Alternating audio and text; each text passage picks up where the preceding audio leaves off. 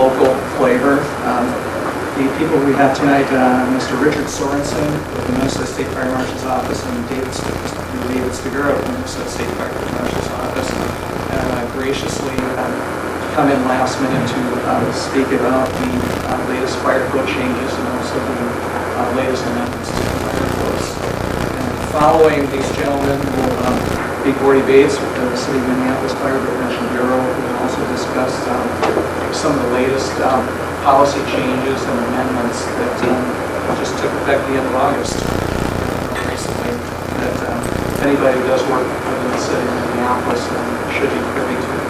So I guess I'll like to start with the gentleman from the state right away. Will be you, David?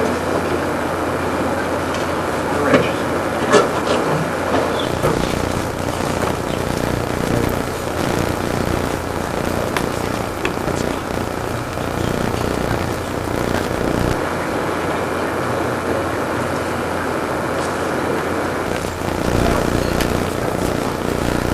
Good evening. I'm Dave Steguren, and I work at the State Fire Marshal Division as a supervisor of the sprinkler section. Like Phil said, it's a little bit on short notice, but we did bring some handouts. I'd like to start passing these around, please. And the first memo on this is concerning new and existing schools, and Rich Sorensen from our office will be covering the school section. And the second memo in there is a memo that John Nishja and I co-signed and sent to our sprinkler contractors.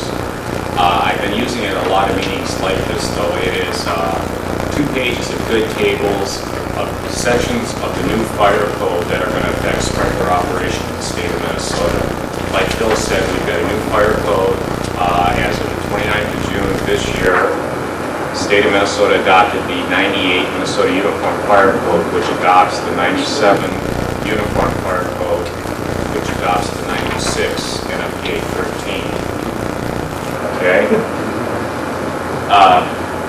Some of the highlights of these amendments that are going to affect the industry is, the first one is going to be inspection and testing. Requires general inspection and testing of all sprinkler systems. This has been in there before, but I can tell you that in the rules that I'm working on right now that are going to be published here shortly, there's a loophole in the rules where wet systems can be basically inspected by anybody. That loophole is going to be closed. These new rules is going to require a licensed contractor for wet and dry reaction and deluge systems. Okay, so that's going to be one change that's going to come about. Before and with this code, anytime it's required by the authority having jurisdiction, it has to be done by a licensed contractor, wet, dry, or otherwise. Okay. I'm just going to hit some of the highlights here. I'm not going to try to go over all of them.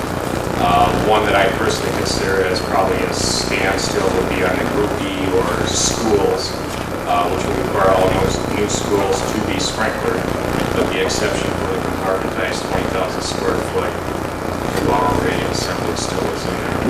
So you could have a new school going in and being sprinkled with those compartmentized. We do see a few of them every now and then. One that I consider a victory is area separation walls and R1 occupancies for the purpose of automatic sprinkler protection. Area separation walls do not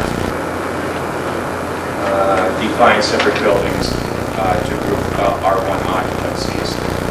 In order to get that separation between the two, you have to have a 4-hour rated wall, which means no penetrations, no openings. I consider that one to be a victory for sprinklers. Security on sprinklers.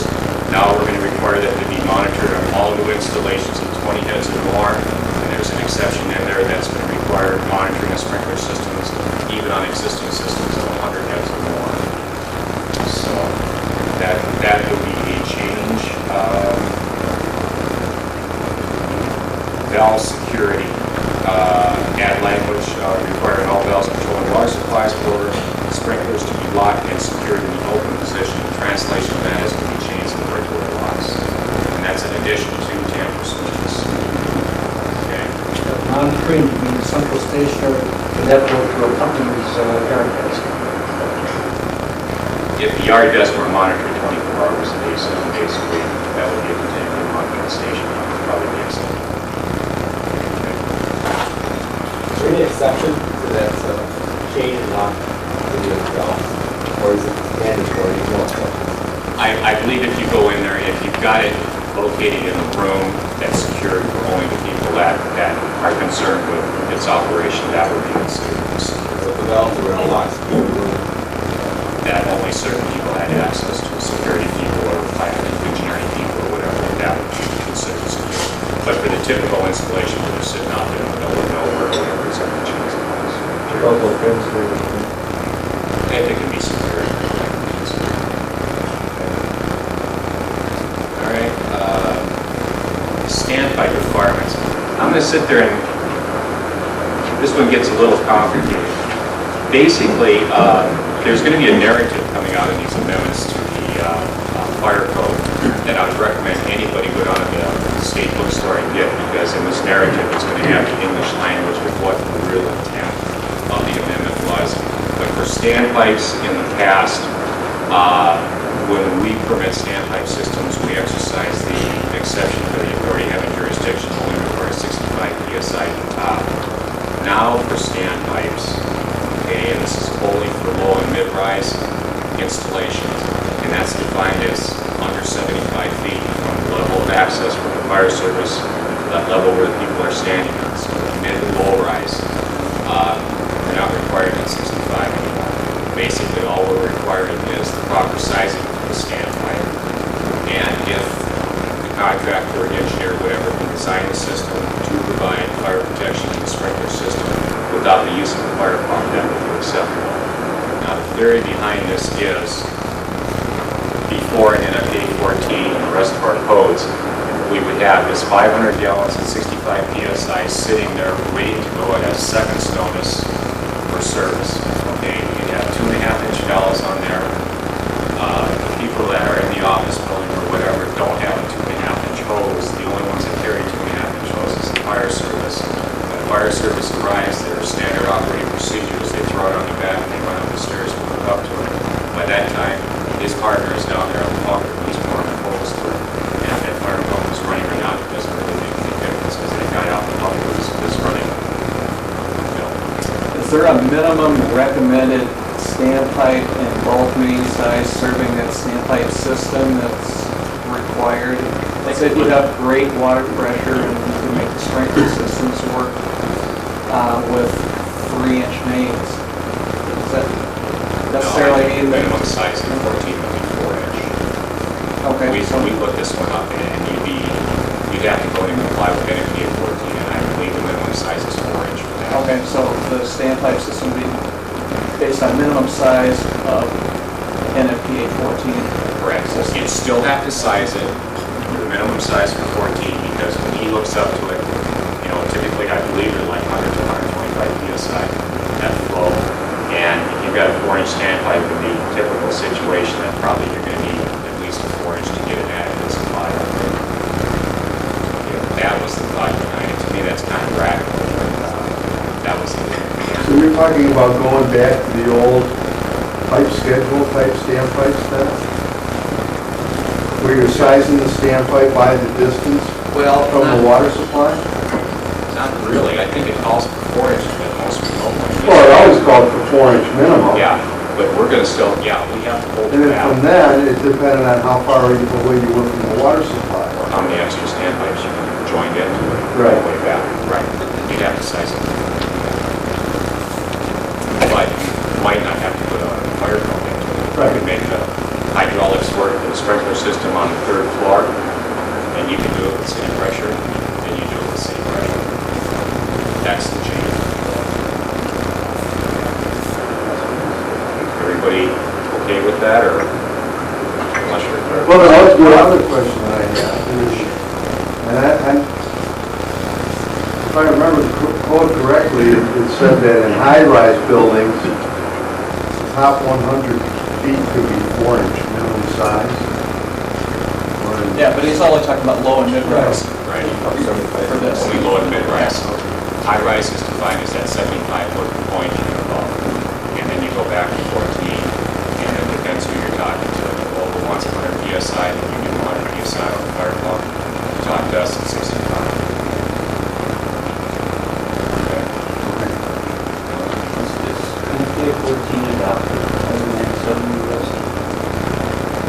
still use the requirements of the EDC and the UFC and refer to that one. The 96 NFPA 13 is adopted by reference. Now in the 94 UBC, 9.1.2.3 is NFPA 13, 91 edition, and 14, 91 edition, 13R, 90. It's adopted by UBC. Are you saying that standpipe should be designed for 125 psi? No. What I'm saying is, if you can use city pressure to make the sprinklers work, you're going to size the pipe as if it were going to have 65 or 100 psi in it and deliver that 500 pounds to the two top valves. But you're not going to provide the pressure. Suppose you have only 50 pounds. The city pressure. Okay. Then how do you size the standpipe if you have 3 standpipes? I haven't got the exact footage in front of me, but if your most remote one, I believe on 14 will tell you a 4-inch standpipe coming down, you pick up a second standpipe coming in, now you're at 6-inch going back, so you only have 2 standpipes in the building, and then you come back to a 6-inch belt. Staggered, pipe staggered. It would be pipes, full pipe schedule system. It's different. Okay. A lot of whites of the eyes out there.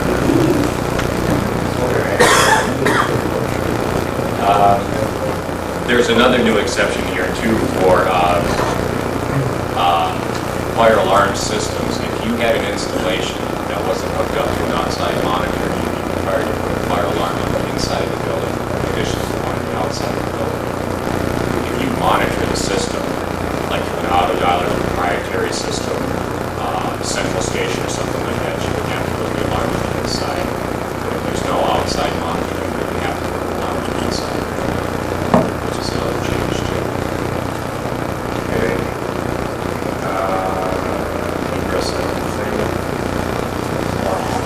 Exit corridors, I'm going to back off on that one because I think Rich is probably going to address that when he gets into the school part.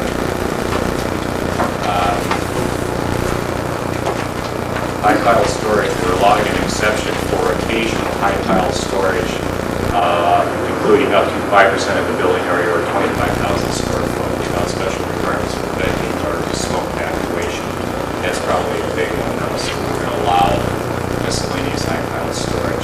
The intent on this is not to sit there and have 2,500 square foot, 40-foot high in the middle of the building. It was felt that that would be impractical, and that what we're talking about is really miscellaneous storage. When it starts getting above 12 foot. I brought it up, so I'm going to sit there and speak on something else in the 96 code. What we're finding down at the St. Paul office anyway, on the 96 code, we're getting an awful lot of set of plans through here. Everybody's aware of this new reduced hydraulic area that you can use in the 96 code. That's all fine and good. We've adopted the code. We're going to use it and everything. Don't forget you got to use quick response heads. But okay, we're getting an awful lot of plans with standard heads and reduced areas. Okay, mandatory for light hazard areas, optional for ordinary hazard areas. Your call on ordinary hazard. Okay, but be advised too. Now, there's 2 other things that are happening in the 96 code that we're seeing a lot more of now. And one is up in chapter 1. They come up with the definition of miscellaneous storage. Now, when I started in this business a long time ago, a lot of work was put in, ordinary 2 or 3, good for storage up to 12 foot forever. It's not the case anymore. If you look at the definition of miscellaneous storage, it's good. And I'm going by memory, and I might have the numbers wrong, but I believe it's like the top end of 4,000 square feet maximum, and you can only have 1,000 square foot piles, and it has to be separate from 25 feet. I think that's going to impact more on the inspection of the program when we go out there and look at it. But be advised too on this design thing. They also changed something on dry systems, typically like for your attics. And when you have a dry system, you have to add an extra 30% on to go up to 1,950 square feet. Now you got to check your roof slope, because if the roof slope is greater than 2 or 12, guess what? You got another 30% on top of that. Now you're up to about 2,550 square feet. It's in the book.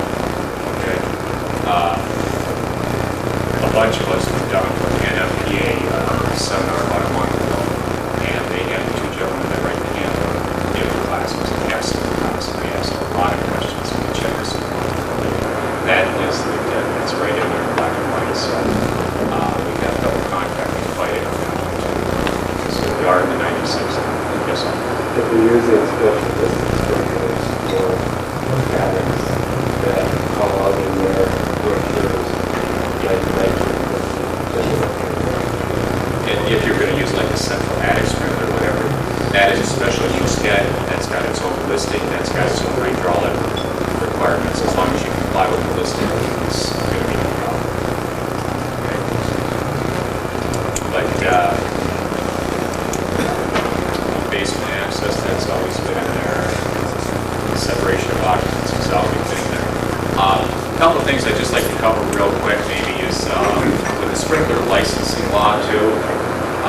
I think pretty much everybody's aware that we had amendments passed to the statute in the last legislative session. They took effect August 1st. Okay.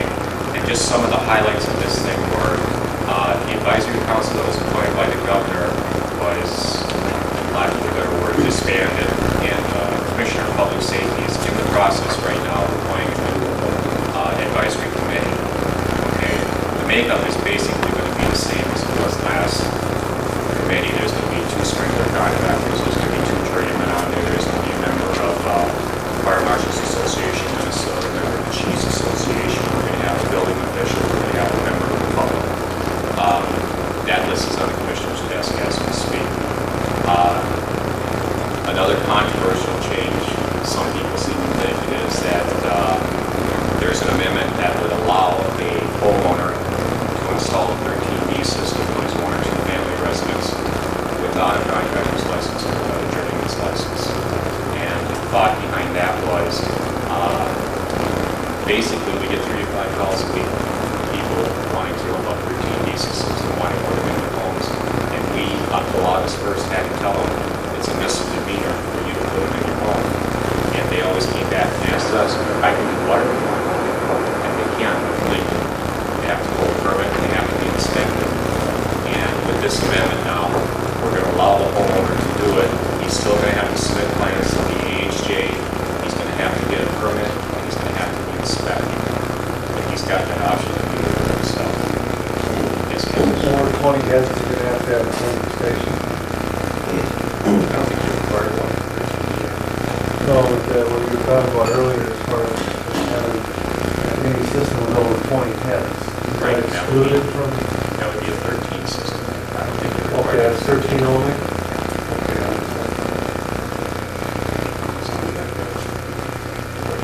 Now, with the homeowner installed 13B systems, are there any requirements to have those designed by somebody who has experience in sprinkler design? As an authority having jurisdiction, the homeowner comes in, lays a plan in front of me, and he has no idea of how to design sprinkler systems. What? You would review it, I would review it, just like if Kevin sent it in. Now, Yeah. Kevin's people probably have a better chance of having a good set of plans than maybe a homeowner. I don't know. Yeah, the problem I have is then we end up being the designer. And having a homeowner saying, well, you know, if this isn't right, you show me where the sprinkler has to be, what the design is. I see a lot of process to that. They have to submit plans, they have to get a permit, to get a permit, you have to have a set of plans. Let me ask you, Bertie, I mean, do you see very many 13Bs per home? Not a lot, no. Pretty slow, maybe 1 or 2 a year. Not getting political or anything like that in this election, we just issued a permit for a 13B system for marketing. You might want to think about it. This is a sport. How big is Not it? a canopy. Pretty good place. Pretty good. Okay. Last couple of things that we got on these amendments. The original statute and rules basically gave the state fire marshal authority to suspend or revoke license for contractors and journeymen and apprentices. It's a very long, very cumbersome process, and it's a stage tourism and it doesn't work. Okay, so this session we got amendments for the cease and desist order. I think when I was a contractor, they called it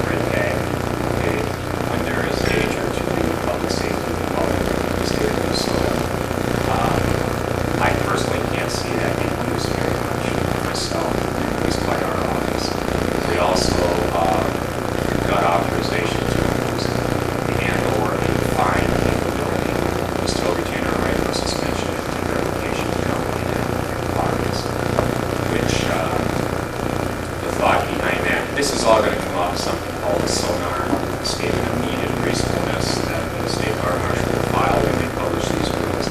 It'll be up on our internet, on our homepage. You can read it. This is a justification of use for all these rules.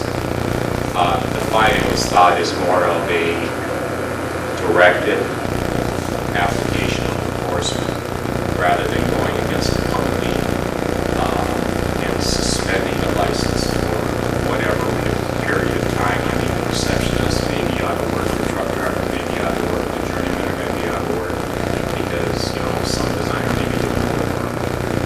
And believe it or not, that's not, we didn't get that this year. If the company doesn't work on it now, they manage it.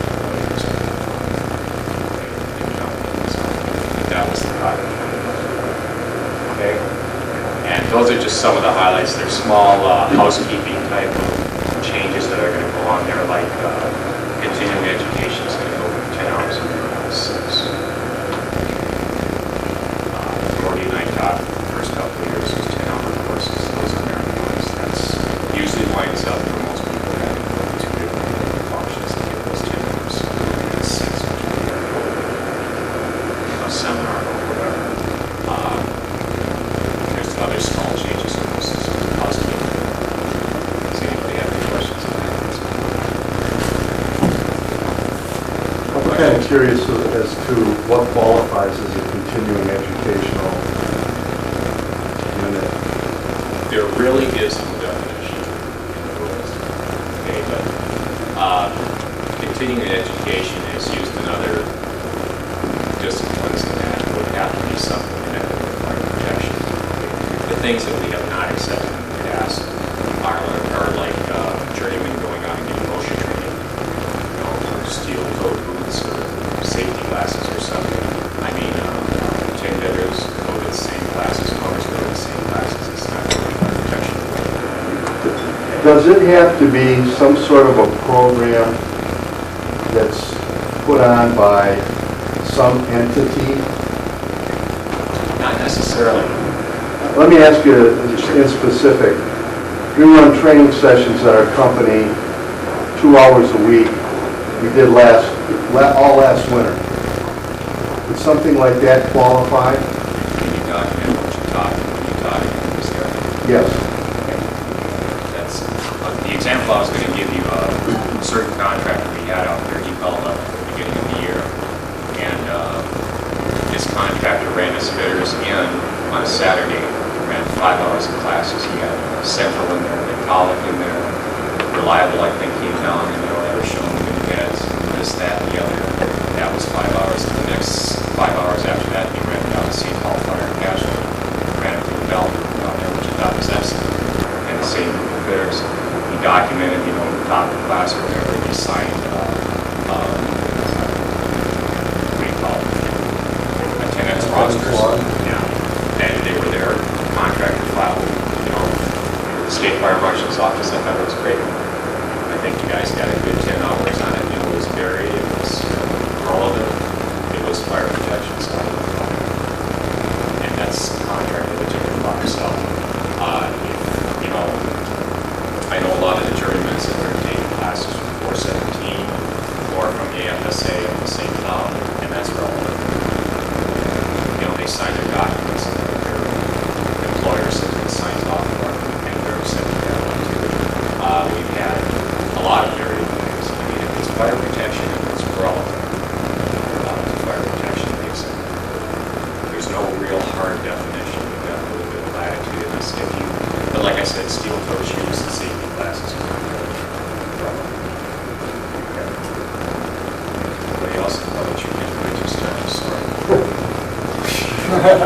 Boy, am I ever sorry. Okay, thank you very much.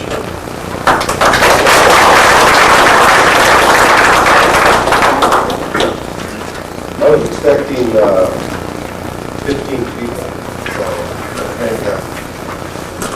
I just got a few handouts here that I'm going to be very short and let Gordy come up here and just like 2 to the table or something. And if anybody wants a copy of it, I'll be glad to get one. So I don't do it. I'm Rich Sorensen, I'm the school plan reviewer for the state of Minnesota Fire Marshal's office. I'm going to, what I'm prepared here is very short, and it's on purpose very short because when I was first asked to come up here and speak, it was Dave was on vacation, or Dave was going to be on sick leave, and he was on sick leave. And all the sprinkler people, some were in Duluth and some were something else. So I went to Dave and he was on sick leave, and I said, you either show up or I'm going to represent the sprinklers. He's here. And so I'm going to just real quickly go over some of the things that the State Fire Marshal's office throughout the state really pushes sprinklers. We really believe in sprinklers. And we have certain areas of the code pertaining to schools that we just literally give away the farm. And I'm just going to run through them real quickly. And the first one being storage, especially combustible storage in boiler rooms and mechanical rooms and stuff like this. That if it's not a sprinkler building, we don't allow it at all. In a sprinkler building, we allow. Anything less than Class B corridors, wall paneling in corridors, we don't allow it in an unsprinkler building. We allow it only out to C in a sprinkler building. I'm speaking in existing schools, sorry. Make that more clear when I start.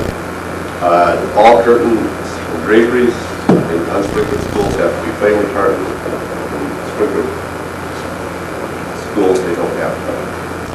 And the law actually states that we, in an existing building, after one was built, we require a 1 hour rated corridor. And this is the doors, the closes, the walls, the separations, the penetrations, everything. And as soon as they bring in the sprinkler system, that is no longer a requirement. If they use smoke detectors in the corridors, we don't even ask for filters on doors in existing schools. Without a sprinkler system, we ask for 1 hour separation of hazardous areas in existing buildings, science rooms, labs, boiler rooms, etc. That again is another requirement that goes away in the sprinkler system. The huge stage curtains that you see in every high school, we require that they be flame retardant. As soon as they bring in the sprinkler system, they no longer are flame retardant. Vertical separation, we allow 2 floors, joining floors in a sprinkler building, in an existing building. As soon as they're sprinkled, they're allowed to have this floor. Special locking arrangements, especially in the metro area, we have a vandalism problem or theft problem. We allow magnetic locks on doors, time releases on exits only in sprinkler buildings. And that's what responds to access. We increase the travel distance in existing buildings from 150 feet to 225 feet. Somebody can travel from any point in that building until they're in an approved exit. We require a separation of boiler rooms from any tunnels that happen to be 1 hour separation from any tunnels that happen to be travelers throughout the school building. We give that away for a complete sprinkler system. There's a new amendment in the 1997 code. If the building is totally sprinkled, we give pull stations. They have them on every door, exit door in the school. With a complete sprinkler system, they're only required to have them in the principal's office and the custodian. And this is very timely after what happened in Arkansas, but it's still elimination of false alarms, and it's also, we feel, with the sprinkler system very redundant. We have full stations in these schools. Again, we give up basement access for sprinkler systems. We we eliminate some standpipes requirements for sprinkler systems. Also, I don't know if you're aware of this, but we require kindergarten, first and second grade children to be on the level of exit discharge in any school.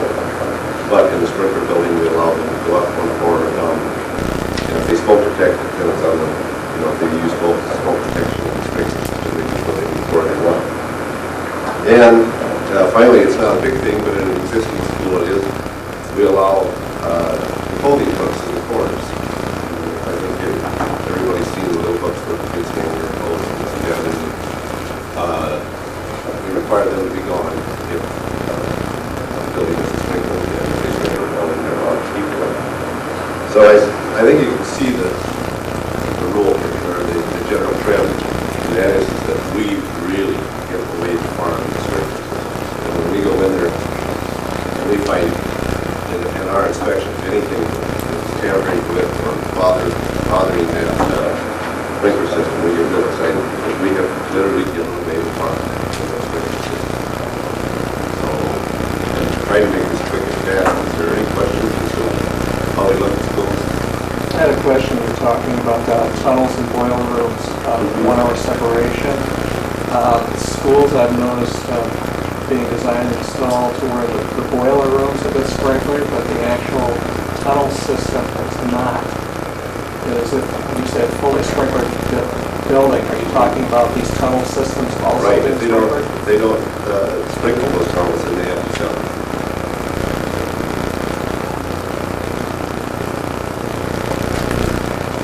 Is there some type of timescale as to when the schools in Minnesota will be fully sprinkled or need to?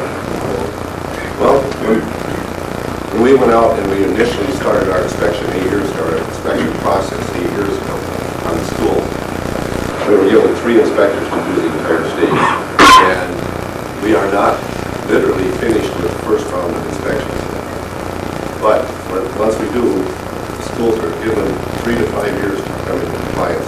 I don't think you've seen the beginning of the schools that are going to be sprinkled yet, or build a new one, whatever their option is. But you can't force them to. There are other things they can do. But it's even our policy that we encourage as much as possible. Are there other financial incentives to Well, their department CFL, or Children, Family, and Learning, has a health and safety monies that they can use, and they along in conjunction with us are very much in favor of sprinkler systems. We really look favorable when the school comes and says our fix is to sprinkle.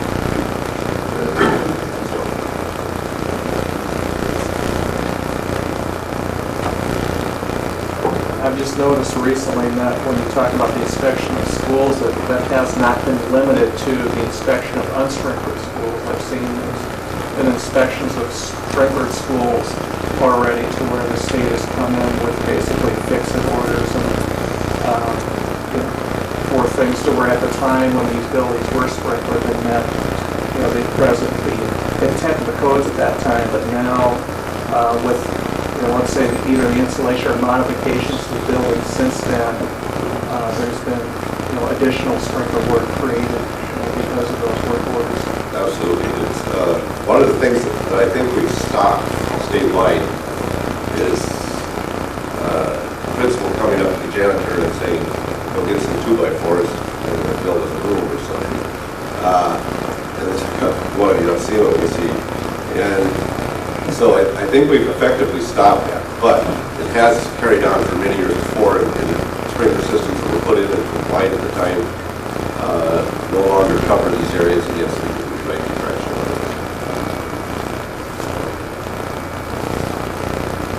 I think the answer to your question, Dave, there's still a lot more sprinkler work coming up in schools. Lots Next more few years, hasn't stopped. It existed. Any questions? I'm not here to sprinkle like Dave, I'm a school inspector, but I appreciate appreciate the opportunity to be here, and I appreciate the work you're doing. I really do. It's, we're gonna really put a stop on school disaster planning. We already have pretty much. And again, thank you.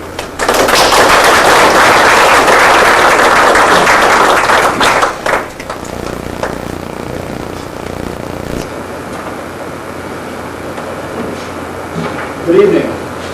My name is Gordon Gates. I'm a fire protection specialist with Minneapolis Fire District. And one of my jobs is to do plan review, and probably the majority of the plan review that I do is for fire suppression systems.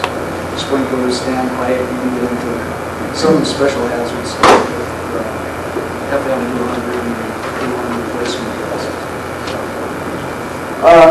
Phil had asked that one of the things he talked about are the policies that Minneapolis has produced and published, and we've done that for about 14 years. And it was August 3rd that we sent out some revised policies to the contractors who normally do work in Minneapolis and some of the engineers that we have a lot of dealings with, like Elmore. There were a couple of reasons that we changed some of these policies and reissued them.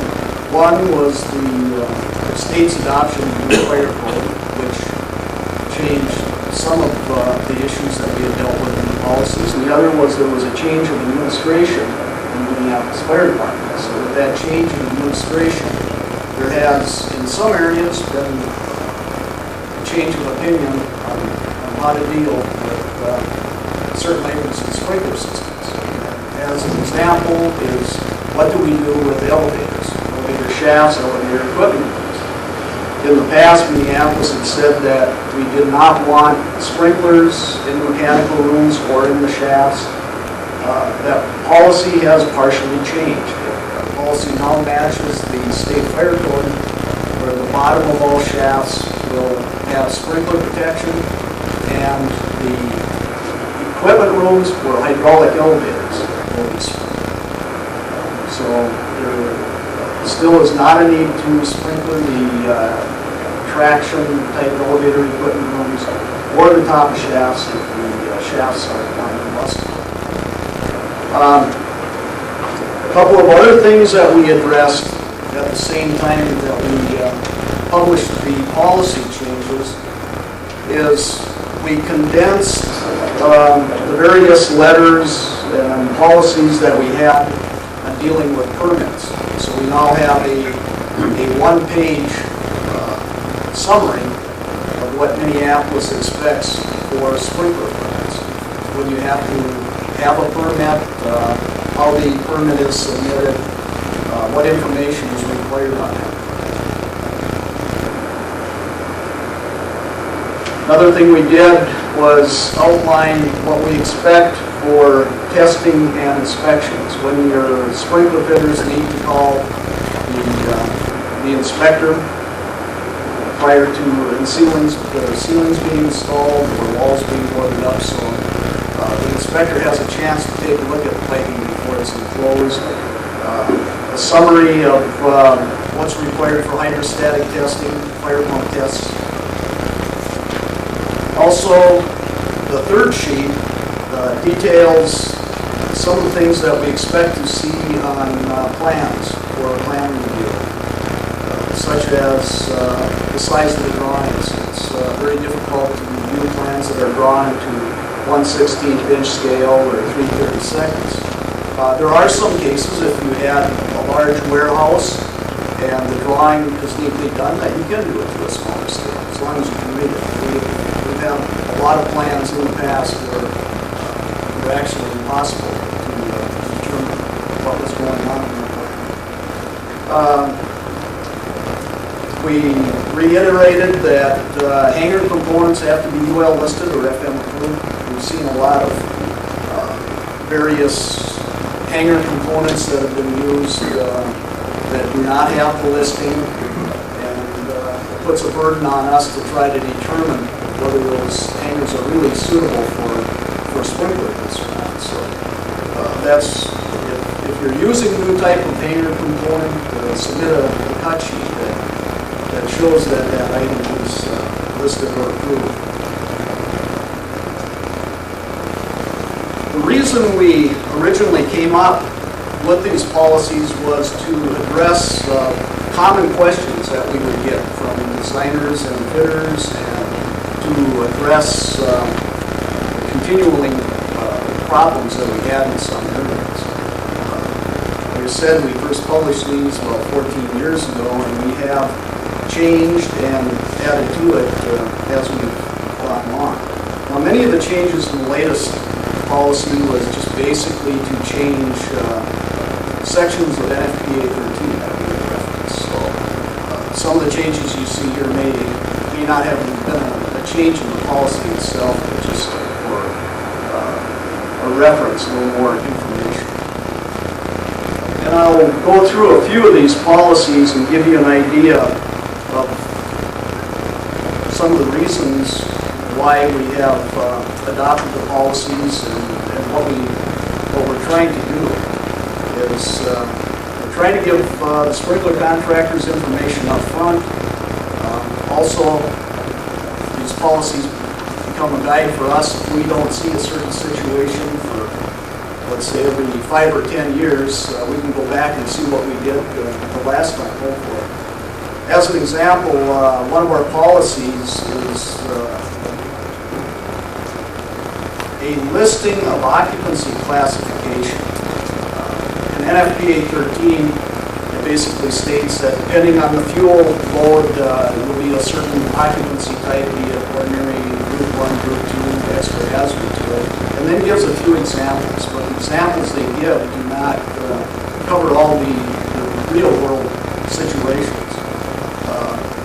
As an example, loading docks. You won't find anything in NFPA 13 that tells you what the occupancy is for sprinkler design for loading docks. So we've come up with an ordinary hazard group 2 classification, because we feel generally the storage isn't high enough to get into high pile, and that should cover most of the commodities, general storage height.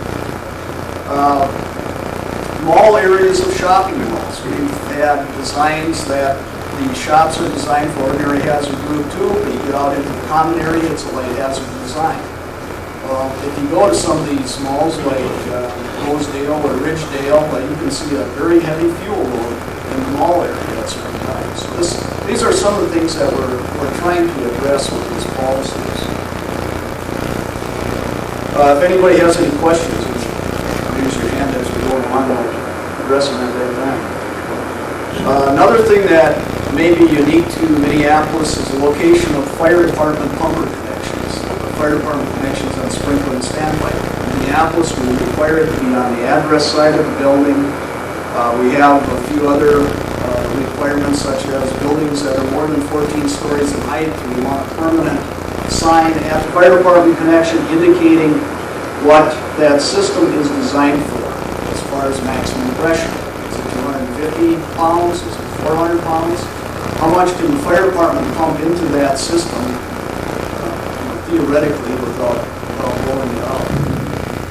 And we have buildings like Norwest Tower that's about 55 stories that you have to pump in the neighborhood of 380 pounds to get the required pressure up the top. So it's information that the fire department will need if they do have a fire in that building, and something that isn't addressed in the code of standards.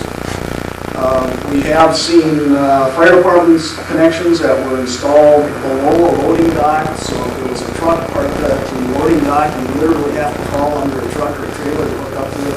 Now, those are some of the reasons that we came up with policies to try to address that, so we're not dealing with it at the time they want to occupy the building.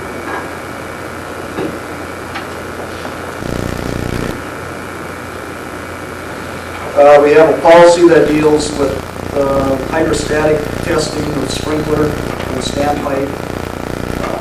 In the past, NFPA 13 wasn't real clear where you read the pressure gauge. If you had a 10-story building, you'd have to have 200 pounds at the top of the building. It wasn't down the grade.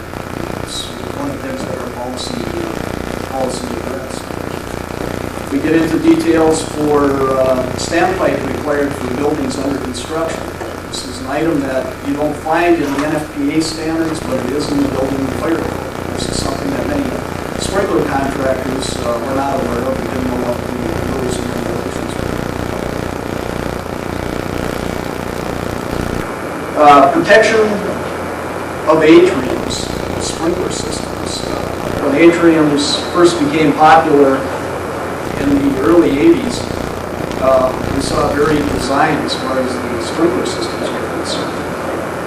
One of the things that the sprinkler contractor wasn't aware of, that the activation of a sprinkler in an atrium area was expected to operate the atrium smoke exhaust system. The sprinkler outside the atrium area was not supposed to start that system.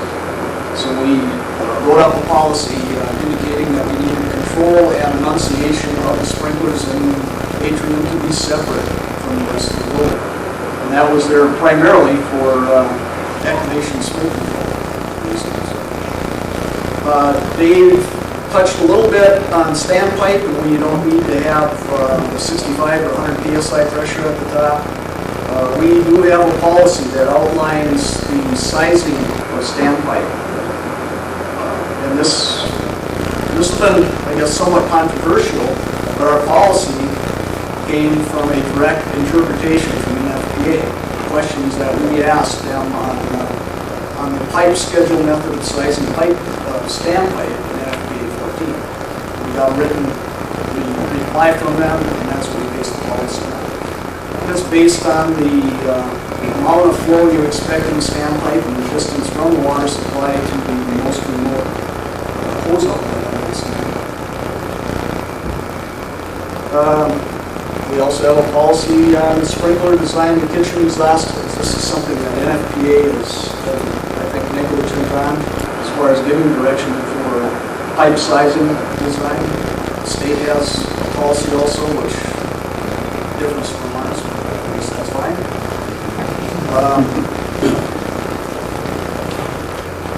We've addressed the question of heat collectors. If you have a situation where you basically have an unused part of a building and you have a sprinkler system that's installed and the sprinkler heads are on drops like these, let's say the ceiling is gone and the building or that area is not being used, in cases we will accept the addition of 12 by 12 metal heat collectors over the heads instead of going to the expense of turning the head up and then sometime a couple months later when they build out that space we have to drop that spill down. Is there a minimum gauge on that? Yeah, I think we've got 22 gauge. Yeah, because we had the flimsy I-10s, and when the ceiling guys came through, they would use the sprinkler pipes to pull their scaffolding, and the I-10s would get wrapped down on the sprinkler heads. So then we ended up having a minimum strength for that heat collector. Is that based on the testing or what's that? Now, the acceptance of those heat collectors, are those going to be on a case-by-case basis? Yeah. Okay.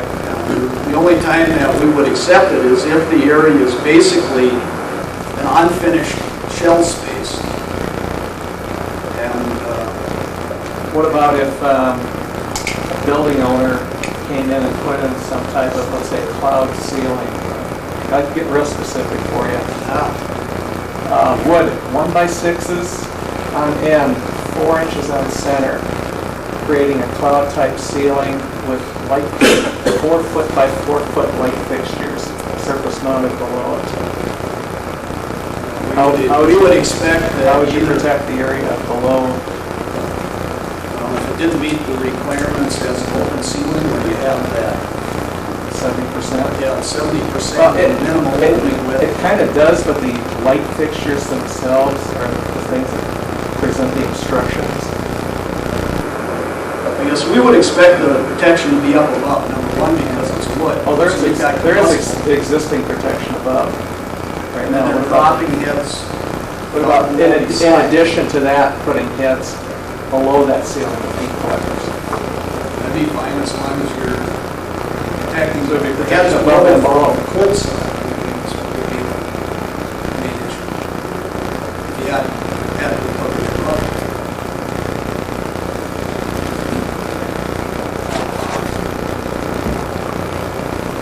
I guess that's some of the policies that we have come up with, and the reason for having the policies.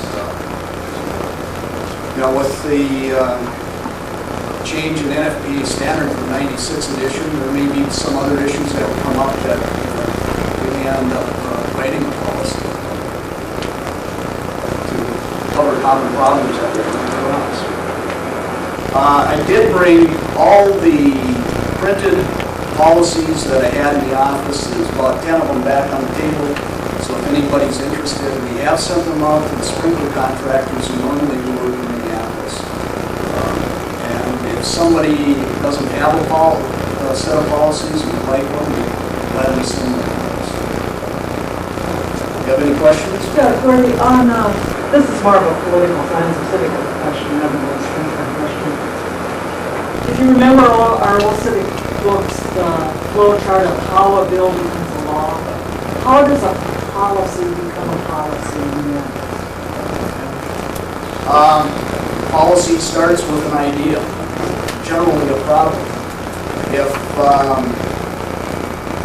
someone in the fire department or fire prevention bureau sees a problem and it's a reoccurring problem, it doesn't happen just once and you solve it, that we need to either get the information out to architects, engineers, designers, and also to provide information to the inspectors, then basically a policy will be proposed. And, somebody will write the policy, and then that will go to either the fire marshal or the chief.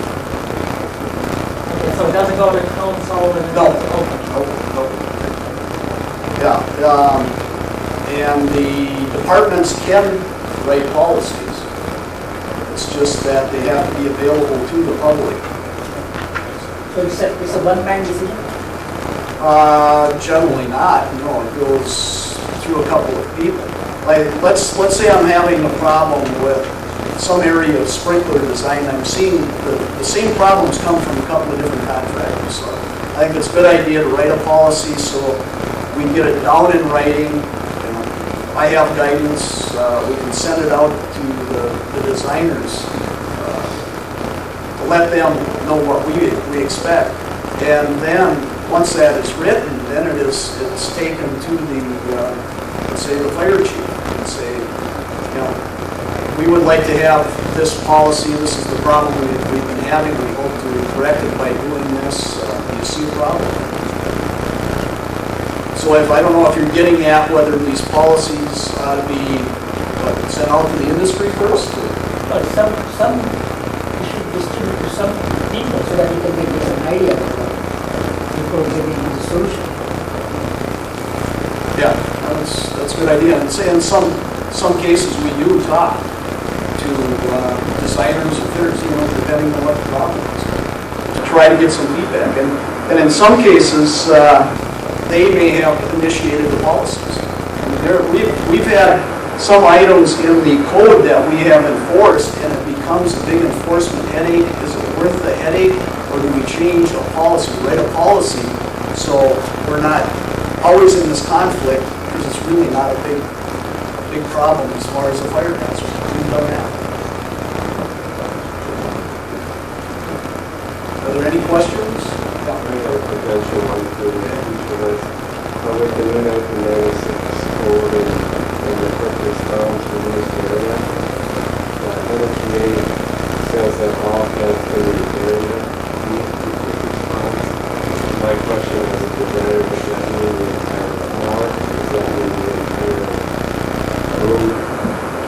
Really, is that really is? Does that mean quarters?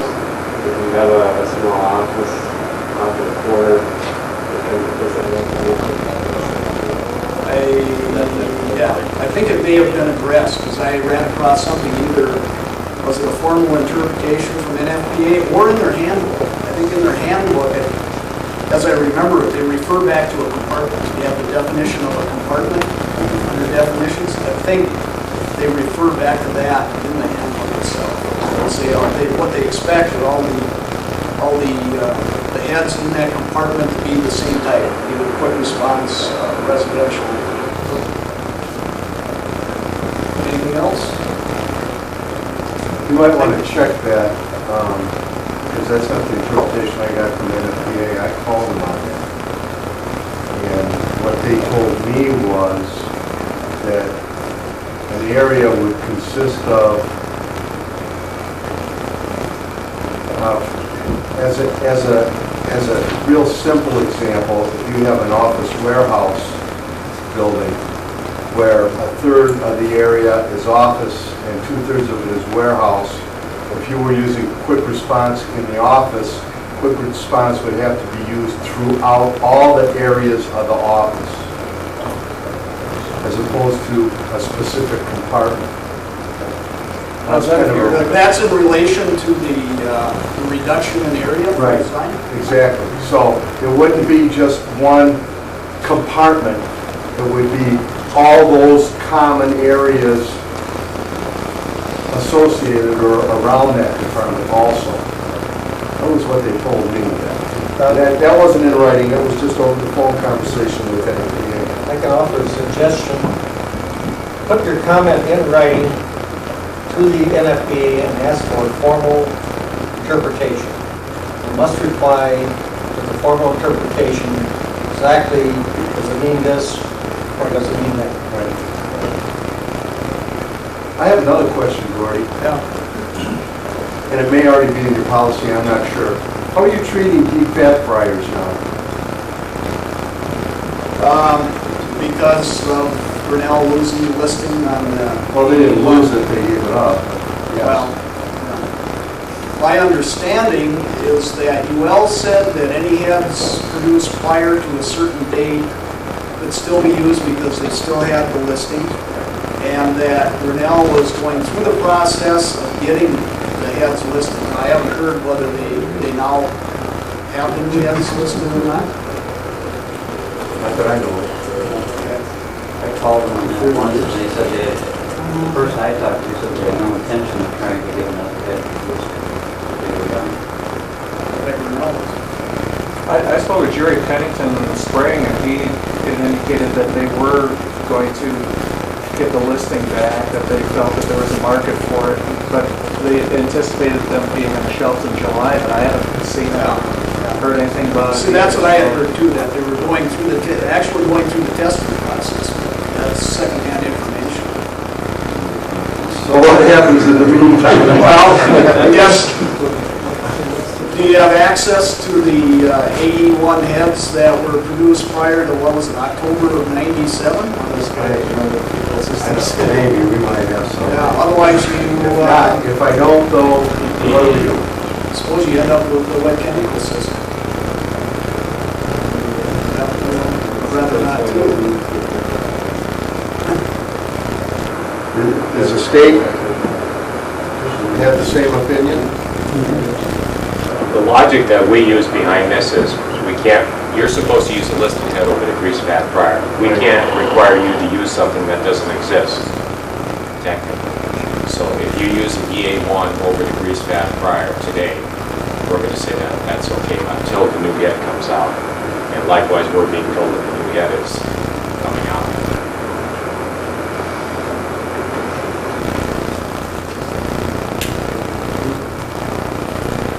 Anything else? Does Minneapolis differentiate between the hydraulic elevators, between your bus roll and bus roll?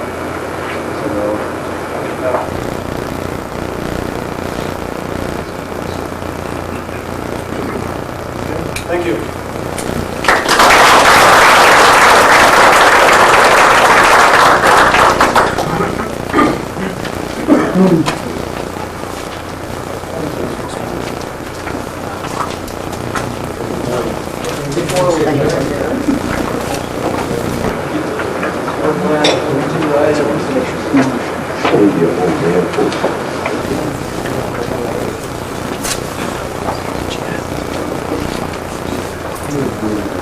Touch on me when Rich was talking about the sprinkling of the schools, that we've gotten past the tip of the iceberg. It sounds like we have, our guy work coming up on schools.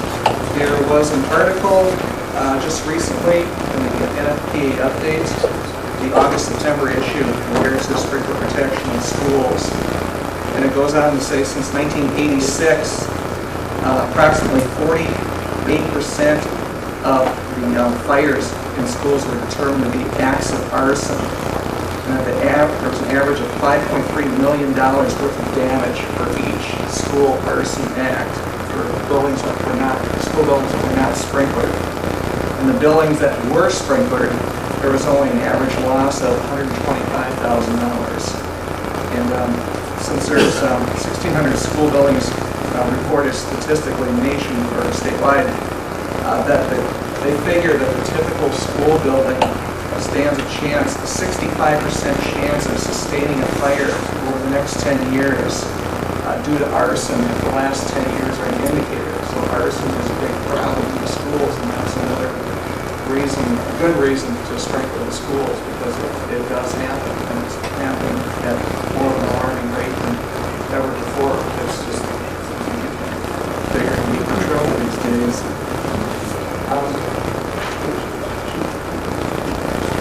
Last item I have before we finish, this finishing table I was sitting with, if I do leave any kind of legacy, it's going to be through poor humor.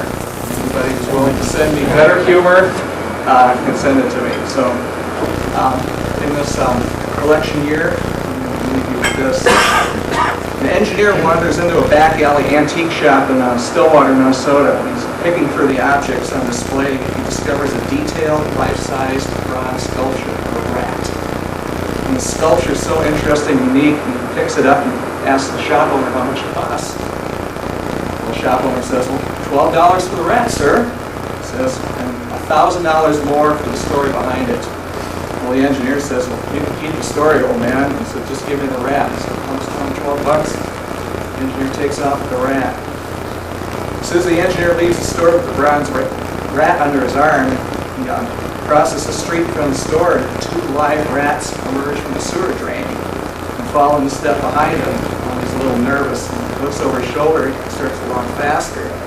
But every time he passes another sewer drain, more rats come up to follow him. By the time he's walked 2 blocks, at least 100 rats are at his heels, and people are soon beginning to take notice. Point and say something. Well, he starts walking faster, and soon he breaks into a trot. There's multitudes of rats. They swarm from the sewers, basements, vacant lots, all over, abandoned cars. Rats by the thousands are at his heels. So he sees the bridge over the river to Wisconsin. He panics and he starts to run full tilt toward it. Well, no matter how fast he runs, well, the rats, they just keep up and they're squealing hideously right on his heels. Not just thousands, but pretty soon millions. So by the time he comes rushing down to the bridge, a trail of rats 12 blocks long behind him. Well, he makes a mighty leap and he jumps onto an overhead bridge support.